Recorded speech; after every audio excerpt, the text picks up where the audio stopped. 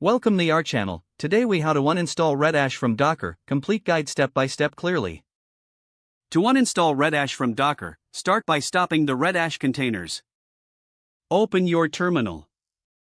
Run the command to stop the Docker containers using docker compose. Type docker compose down. This will stop and remove the running containers.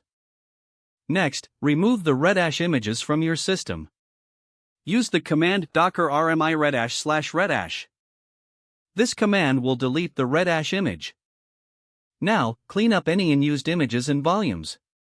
Run the command docker system prune a volumes. This will free up space by removing all unused data. If you have any custom volumes associated with Redash, remove them as well. Execute docker volume ls to list all the volumes. Identify the volumes related to Redash. To remove a specific volume, use docker volume rm volume_name. Replace volume_name with the actual name of the volume. After removing the volumes, verify that Redash is completely uninstalled. Check the list of remaining Docker containers and images. Run docker ps to list all containers. For images, use docker images. Ensure that Redash no longer appears in either list. Finally, review any configuration files that may be left behind. If necessary, delete them manually from your system.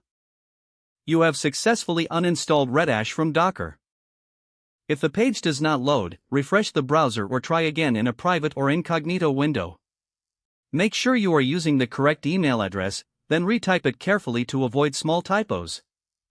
If your password is not accepted, use the reset option and create a new strong password you can remember.